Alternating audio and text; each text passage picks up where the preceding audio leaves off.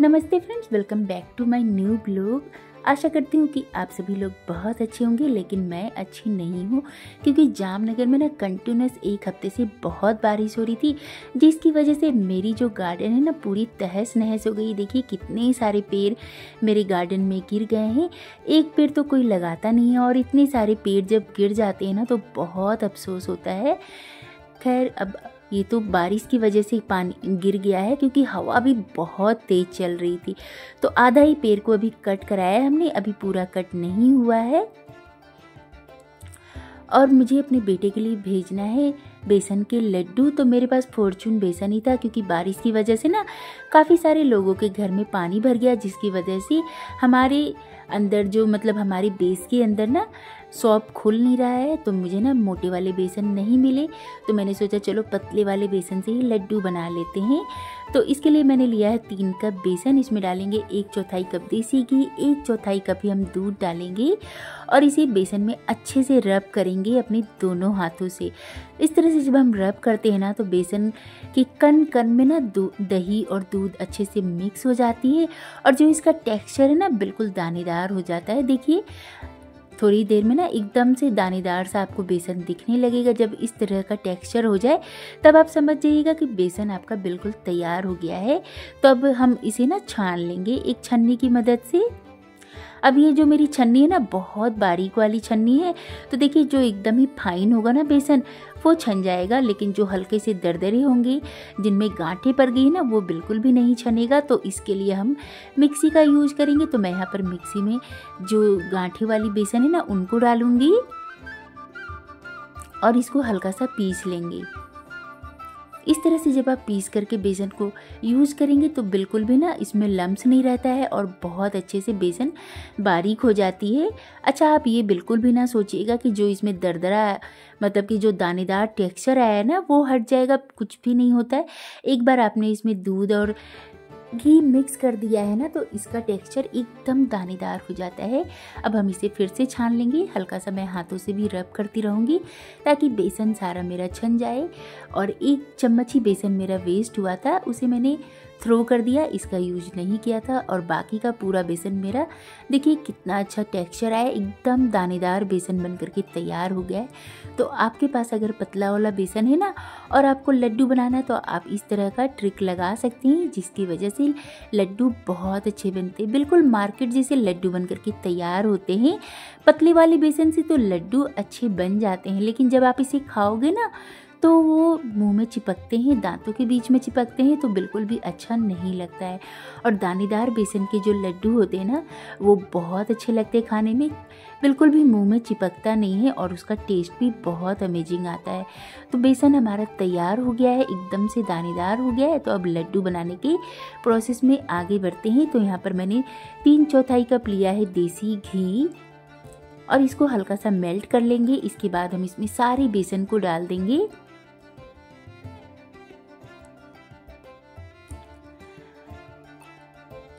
लड्डू बनाना थोड़ा सा time taking process है, लेकिन लड्डू खाने में बहुत अच्छे लगते हैं। वैसे मार्केट से जब आप लड्डू लेकर के आते हो ना तो उनका जो स्वाद होता है बिल्कुल ही अलग होता है, और जब आप घर में लड्डू बना करके खाते हैं ना इसका टेस्ट बिल्कुल ही अलग होता है। क्यों? क्योंकि हमें पता होता है कि हम लोग घर में क्या डाल रहे हैं। आप मार्केट में तो नहीं देखने जा रहे हो ना। जब आप लड्डू को देसी घी में बनाते हो ना तो इसका स्वाद बहुत अच्छा होता है और घी हमारे हेल्थ के लिए भी बहुत ही अच्छा होता है। अब मार्केट में इतना सारा घी डाल करके आपको तो कोई लड्डू बना करके नहीं खिलाने वाले हैं। मैं खुद एक बिजनेस करती हूँ तो मुझे अच्छे से पता है कि कितना सामान लग जाता है और किसकी क्वांटिटी कितनी होनी चाहिए। इसीलिए मार्केट में ना थोड़ा कम करके भी बेचते हैं तो हम लोगों को लगता है कि अच्छा कम में ही तो दे रहे, ले लेते हैं। लेकिन घर की चीज़ की बात ही अलग होती है। आप लोग बोलते हो ना घर जैसा टेस्ट नहीं आता है और ना ही तो माँ के हाथों का स्वाद आता है। कैसे आएगा भाई? जब आप डुप्लीकेट सामान ला करके खाओगे तो वो स्वाद कैसे आएगा। यहाँ पर देखिए लो फ्लेम पर ही हम बेसन को अच्छे से भूनेंगे। साइड में मैं यहाँ पर लंच बनाने की भी तैयारी कर रही हूँ। तो आज लंच में मैं बनाऊँगी दाल चावल, कुंदरू आलू की भुजिया और साथ में करेले की भी भुजिया बनाऊंगी। थोड़ा सा घी कम लग रहा था तो मैंने 1 से 2 चम्मच घी और डाल दिया है। बाकी ये घी मैं बाद में डालूंगी, अभी नहीं डालूंगी।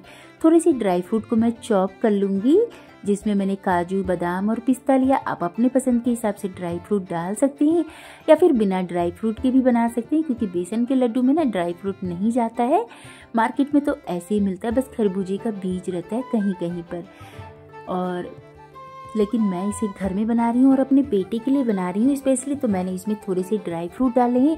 बेसन बिल्कुल गर्म था तो मैंने इसमें ड्राई फ्रूट डाल दिया। इसकी वजह से ना ड्राई फ्रूट को मुझे अलग से नहीं भूनना पड़ेगा, बेसन की गर्माहट से ना ड्राई फ्रूट अच्छे से भून जाता है। और ये देखिए, जब बेसन एकदम ब्राउन ब्राउन सा कलर आ गया है ना, तब हम इसे अलग से बर्तन में निकाल लेंगे, जिसमें आपको लड्डू बनानी है ना, बड़ी सी परात में, उसी में निकालिएगा। मैं इसी में लड्डू बनाऊंगी, इसलिए इसमें रख रही हूँ। अगर आप सेम कढ़ाई में छोड़ दोगे ना, तो आपका जो बेसन है ना, वो उसका कलर चेंज हो जाएगा। इसीलिए बेसन का मिक्सचर हल्का सा ठंडा करेंगे। इतना आपको ठंडा करना है जितना आपका हाथ सह सके। अगर आप ज़्यादा ठंडा कर देंगे तो फिर लड्डू बनाने में आपको परेशानी हो जाएगी। और ज़्यादा गर्म में भी अगर आप ये तगाड़ डाल दोगे ना, तो ये मेल्ट होने लगती है। तो थोड़ा सा ठंडा हो गया तो मैंने इसमें डाल दिया 1 चम्मच कुटा हुआ इलायची।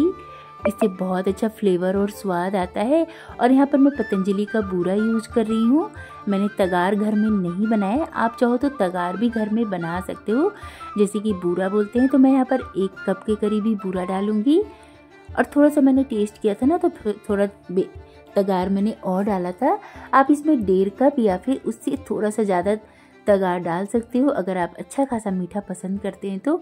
लेकिन मेरे घर में ना सभी को मीठा हल्का ही पसंद है, तो मैंने इसलिए 1 कप ही तगार डाला था, यानी कि बूरा डाला था। और थोड़ा सा और बूरा मैंने डाला था 1/4 के करीब, तो बिल्कुल परफेक्ट था, मतलब कि मीठा। आप चाहो तो इसमें 1.5 कप के करीब डाल सकते हैं। हाथ मेरे बहुत ज़्यादा जल रही थी।